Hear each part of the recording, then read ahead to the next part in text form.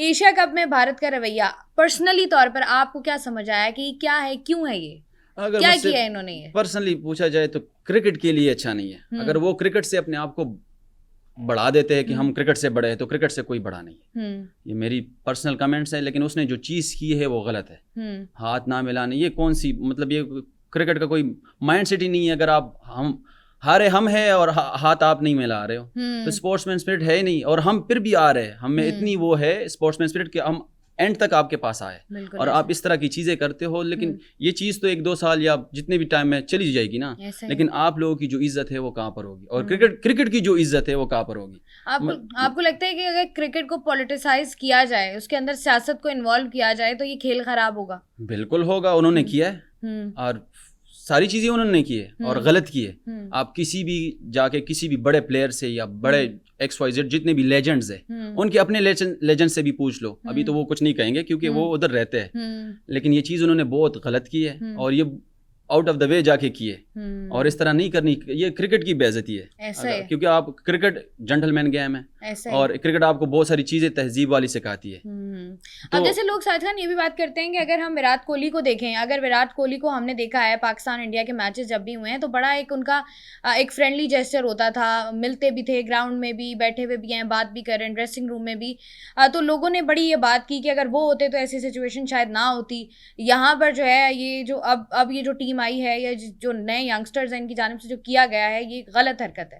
تو آپ کو لگتا ہے کہ وراٹ کوہلی صاحب ہوتے تو سچویشن ڈفرینٹ ہوتی؟ میں تو نہیں, کیونکہ اس کے پیچھے ان لوگوں پہ پیچھے پریشر ہے, اور جتنے بھی ہے ان کے نیوز کانفرنس اٹھا کے دیکھ لے وہ بھی بالکل نیگیٹو ہے. ساری چیزیں غلط بولی انہوں نے, چاہے ڈیورنگ گراؤنڈ بھی ہو اور باہر بھی ہو تو دونوں چیزوں نے غلط بولی. وراٹ کوہلی, روہت شرما, بلکہ پیچھے جا کے جو ان کا کوچ ہے گوتم گمبھیر, وہ بھی پاکستان آ کے ان لوگوں کے ساتھ کھانے کھائے ہے, گھومے پھرا ہے, ٹیسٹ کرکٹ کے لیے, ون ڈے کرکٹ کے لیے, T20 کی کپتانی کی ہے.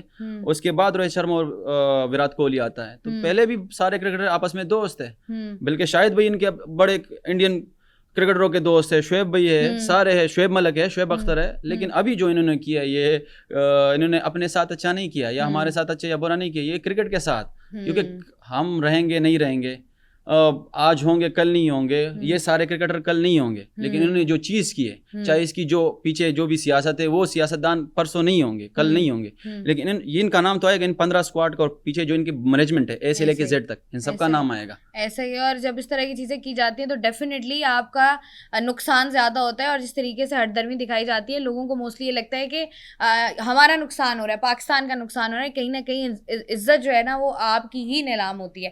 اچھا, آپ کے اوپر واپس آتے ہیں, مجھے بتائیے گا جب آپ کو کال آئی کہ آ جائیں بھائی سلیکشن ہو گئی ہے آپ کی, تو وہ والی ذرا خوشی بتائیے گا. کہاں تھے آپ, کیا کر رہے تھے آپ؟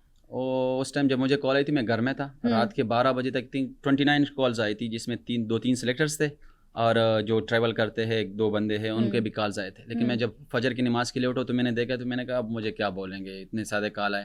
تو میں نے شاور لیا, نماز پڑھی, اس کے بعد میں نے کال کیا. میں نے کہا یار نمبر نہیں ہو. میں نے کہا ہم پٹھان ہیں بھائی, جلدی سوتے اور ارلی اٹھتے, تو رات کے ہم موبائل سائلنٹ پہ رکھتے اور نہ کسی کا نمبر نہیں اٹھاتے.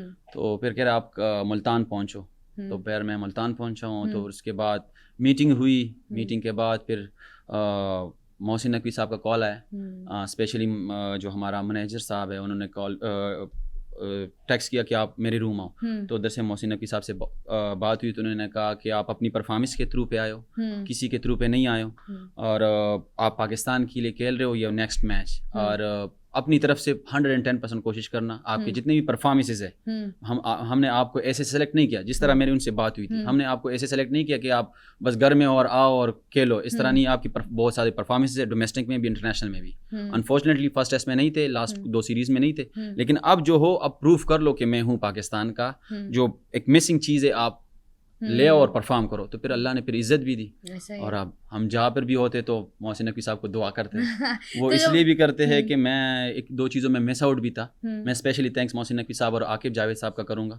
ابھی ریسنٹلی آپ کے باہر بھی میں بات کر رہا تھا کہ میں 3-4 سال سے پاکستان ٹیم کے ساتھ تھا, لیکن میں سینٹرل کنٹریکٹ میں نہیں تھا. یہ بہت سارے کم لوگوں کو یہ چیز پتہ ہوگی, کیونکہ پاکستان کوئی ٹیسٹ کرکٹ کھیلتا ہو یا انٹرنیشنل میں ہو وہ سینٹرل کانٹریکٹ میں ضرور ہوتا ہے. میں واحد پلیئر تھا کہ میں انٹرنیشنل میں تھا اور میں ڈومیسٹک کانٹریکٹ میں تھا, اور جو ڈومیسٹک کھیلتے تھے وہ انٹرنیشنل کانٹریکٹ میں تھے. لیکن میں اسپیشلی ان 2 بندوں کا بڑا تھینکس فل ہوں.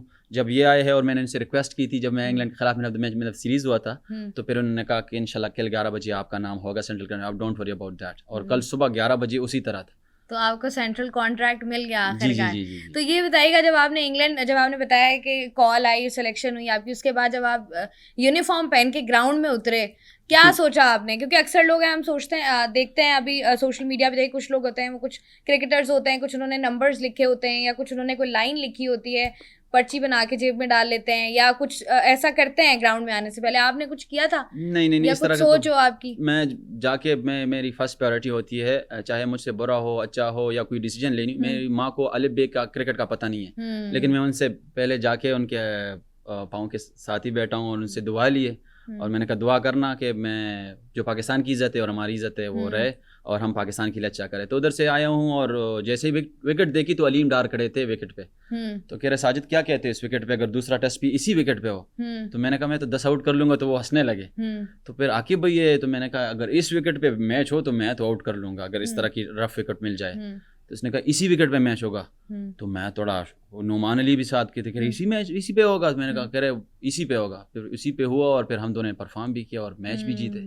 آپ کی اور نعمان بھائی کی جو جوڑی ہے, بڑی اچھی جوڑی چلی, ہم نے سیریز دیکھی. ان سے آپ کی کیا انٹریکشن ہوئی, کیا بات ہوئی, کیا آپ لوگوں کی بڑی, ہم نے دیکھا ہے کہ بڑی کمپینین شپ نظر آتی ہے آپ دونوں میں. جی آج بھی ہم دونوں ہی تھے, ابھی 20-25 آورس نے بھی کیے, میں نے بھی کیے, اور آپس میں میچ چل رہے. لیکن وہ ایکسپیرینس ہے, ڈومیسٹک کرکٹ بڑے عرصے سے کھیلتے آ رہے. میری 16-17 میں ڈیبیو ہے, اس کی 6-7 میں 2006-7 میں فرسٹ کلاس کی ڈیبیو ہے. تو میرے سے بہت زیادہ سینئر بھی ہے, اور انہوں نے بہت کرکٹ کھیلی بھی ہے, انگلینڈ میں بھی, ادھر بھی, لیگز بھی. تو ان کو بہت ساری چیزوں کا پتہ ہے, مجھے بھی پتہ ہے, لیکن ان کی ایکسپیرینس میرے ساتھ شیئر کرتے ہیں. اور جس وکٹ پہ کچھ نہیں ہوتا تو پھر وہ پلان دیتے ہیں, کپتان بھی دیتے ہیں, لیکن وہ اسپنر ہے, وہ اسپنر کو اچھا سمجھتے ہیں. تو پھر پلان دیتے کہ ساجد اسی فلیٹ سے اور چانس کم لینا ہے, اس وکٹ پہ چانس زیادہ لینا ہے, یا اس طرح کر کے اگر مجھے رنس پڑتے ہیں, جیسے انگلینڈ کے خلاف مجھے اسٹارٹ میں بڑے رنس پڑے تھے, تو پھر وہ آئے کہ یار ریلیکس, کوئی نہیں, وہ چلائیں گے, جدھر ہمیں وکٹ ملی پھر دیکھ لینا. اور مجھے 7 اوور میں 42 سے اوپر رنز ہوئے تھے. تو پھر مجھے جب وکٹیں اسٹارٹ ہو گئی تو پھر اینڈ آف دا ڈے میں نے 5 آؤٹ کیے تھے, انہوں نے 4 آؤٹ کیے تھے. تو اس طرح ہی چلتا ہے, ایکسپیرینس ہے تو وہ اپنے ایکسپیرینس شیئر کرتا ہے. ایسا ہی ہے جی, بالکل. اس کے بعد مجھے بتائیں کب وہ مومنٹ آیا آپ کی زندگی میں جب آپ کو لگا کہ یار, جیسے آپ نے پہلے بتایا نا کہ جو آپ نے پہلے آپ کی پرفارمنسز رہی ہیں اس میں لوگ آپ کو نہیں اس طریقے سے پہچانتے تھے, کون سا ایسا پوائنٹ آیا زندگی میں جب آپ کو لگا یار میں اسٹار بن گیا ہوں, یا نہیں یار لوگ مجھے پہچانتے ہیں, یا میں نے جو اتنی اسٹرگل کی تھی اب مجھے لگتا ہے وہ ٹائم آ گیا کہ یہ پے آف کر رہا ہے مجھے؟ میں پرسنلی مجھ سے پوچھا جائے تو میں نے کبھی یہ آج تک نہیں کہ میں اسٹار بن گیا ہوں. کبھی نہیں آیا کہ نہیں, میں بالکل بڑا ڈفرینٹ ٹائپ بندہ ہوں. میں وہ اسٹاری والا جو وہ جو ہوتا ہے وہ میرے میں ہے ہی نہیں. میں بڑا ڈفرینٹ, اگر مجھے آپ پشاور میں دیکھو, میں جس لباس میں گھومتا پھرتا ہوں مجھے نہیں پہچانو کہ یہ ساجد خان ہے. اچھا, نہیں تو ہوتا ہے نا کہ جیسے فار سپوز آپ